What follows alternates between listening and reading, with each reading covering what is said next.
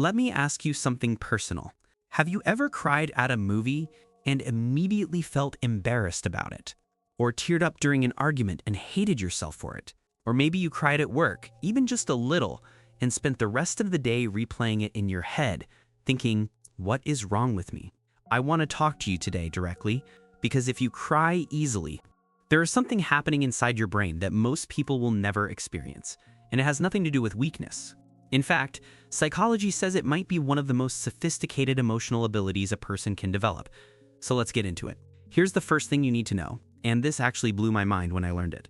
Humans are the only species on Earth that cry emotional tears. Not chimpanzees, not elephants, not dogs, even though they definitely look like they're judging you. Only us, only humans. Nature literally engineered us, built us from the ground up to express emotion through tears. So when you cry easily, you're not malfunctioning. Your emotional system is doing exactly what it was designed to do. You are working as intended.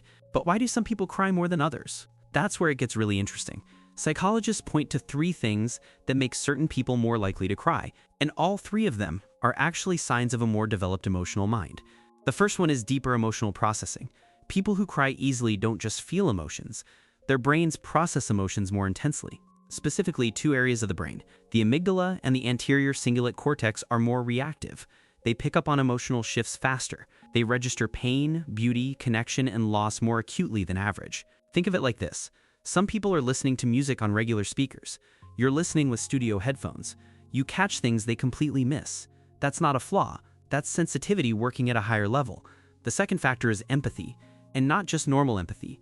Research consistently shows that people who cry easily tend to score higher on empathy scales. And here's what that actually means in real life.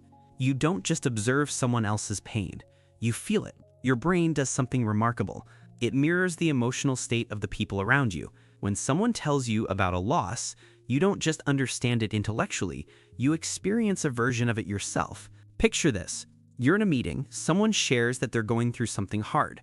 Everyone else nods politely and moves on. But your eyes water, and you sit there thinking, why am I like this? Here's what's actually happening in that moment. Your brain is building a bridge to that person. You're not just hearing their words, you are inside their experience, even briefly, and that right there is the foundation of real human connection, of trust, of influence, of the kind of relationships people actually remember. The third factor is your nervous system. Some people have a more reactive parasympathetic nervous system. That's the part of your body responsible for emotional release. And for people like you, tears aren't a sign of losing control, they're actually your body restoring control. When you cry, your body releases stress hormones, your heart rate slows, your breathing deepens, you come back to baseline. Crying isn't a breakdown, it's a biological reset. It is your body being smart enough to know when it needs to let something go. Now here's something that most people have completely backwards.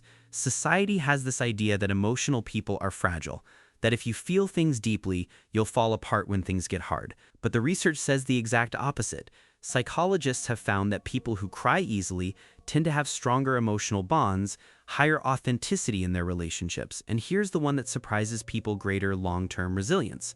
Why? Because when you feel something, you process it. When you process it, you move through it. People who suppress their emotions don't avoid the pain, they just carry it longer. You feel it, you release it, and you keep going. That's not fragile, that's actually tougher than it looks. Let's talk about what this actually means for your life. The people who cry easily are very often the same people who feel things deeply enough to care when others don't. Notice the small moments that everyone else walks past. Connect with people on a level that builds real loyalty. And create things: art, writing, businesses, communities that actually mean something. History is full of people who were told they were too emotional, too sensitive, too much. And those are often the exact people who change things. Because you can't move people if you can't feel them. And you feel them better than almost anyone around you. Psychology calls this emotional intelligence, and study after study shows it's one of the strongest predictors of success in life, stronger than IQ, stronger than raw talent, and you're already halfway there. You already recognize emotions instantly. You already understand them deeply. The only next step is learning to channel that awareness into your decisions, your communication, your leadership. The best leaders aren't the ones who never feel. They're the ones who feel deeply and act wisely. One more thing before I wrap up, because this matters. Crying easily isn't always purely emotional. Sometimes it's physical, dehydration, hormonal changes, chronic stress, sensory overstimulation. All of these can lower your tear threshold. That doesn't mean something is wrong with you. It means your body is communicating, and learning to listen to that communication instead of being ashamed of it is part of what makes you emotionally sophisticated. So if you've spent years thinking, I need to toughen up, I want to offer you a different question. What if the world doesn't need you to feel less? What if the world specifically needs someone who feels fully and has learned what to do with it? Your tears are not a character flaw. They're evidence that your heart is still open, that your empathy is still alive, that in a world that's increasingly numb, you still have the capacity to be moved.